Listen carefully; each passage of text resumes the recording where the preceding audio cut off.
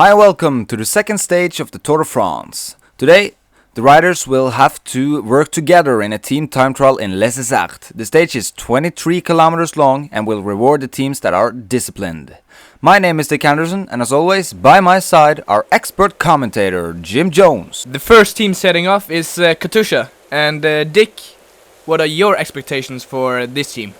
Well, seeing as you're the expert, I'm just going to give my personal opinion. And seeing they are a Russian team, at least the origin is, they got good discipline, and this profile will reward the teams that has good discipline. But do I think they will be among the best? No, I don't think so.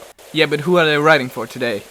Or the whole Tour de France? Vladimir Karpets, I think.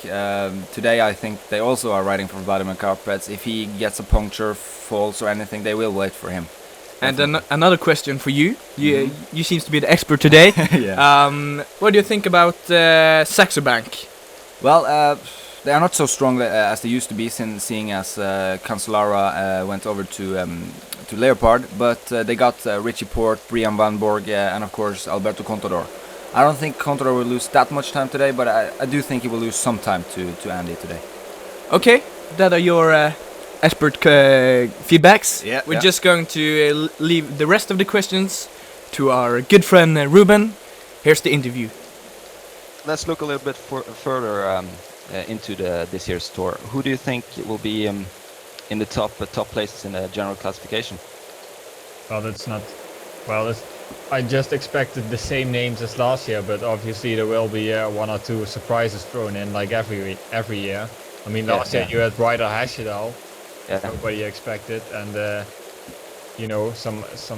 some guy like Tony Martin, who never has ridden a good GT yet, but he could just do it because he wins already 2.5 minutes in the time trial probably.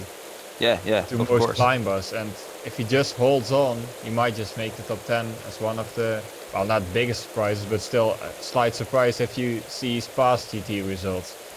Yeah, But because over the years we have seen riders like Nicholas Roach, we have seen Bradley Wiggins, and last year, as you said, Ryder Hesjedal. So, but it's impossible to guess which one of who is going to be the surprise every year. So, well, I must say Tom Danielson, I know he has failed many times, but he was really looking good in Swiss, and he was not totally top yet. So, and he has ridden a few good Vueltas, so he might be the next Garmin surprise of the year. yeah, that would be actually awesome because Christian van der Velde has not really been a satisfaction to the Garmin squad, I guess. But I know you're Dutch, so I just have to ask you, Robert Gesink, what do you think? I think I don't really know how to see him, if he's now up to the level of Schleck or of Contador, or just below that on the level of Sanchez Menchov last year. So that's and if he's not progressed at all, then he's going to have a tough time to even repeat his performance from last year, because now there's also Basso and Evans if he doesn't fuck up this time. So he has to do. I think he can do better than last year, and then maybe just finish podium. But we also don't know how good is Contador after the Giro, and Andy Schleck is playing the mystery guest as always.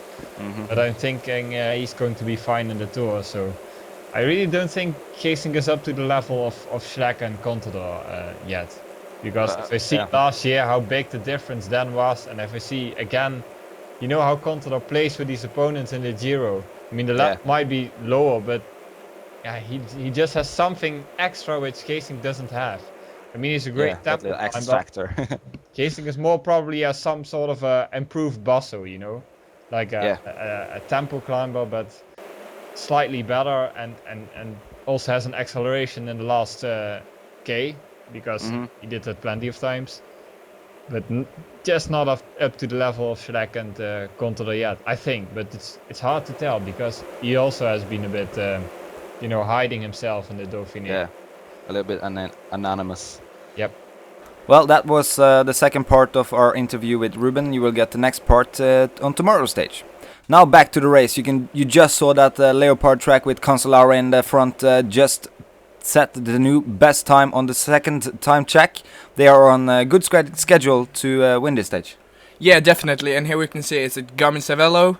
Yeah, it's the last team to set off. They are first in the team classification. Torhusov leading them out of Leesart downtown. And now we are back with HDC, and they are looking pretty good now, don't you think, Jim? Yeah, they're looking pretty good, and they got a pretty good time on the first time check. Let's Yeah. just hope that they will continue this great form. Yeah, they are looking pretty good.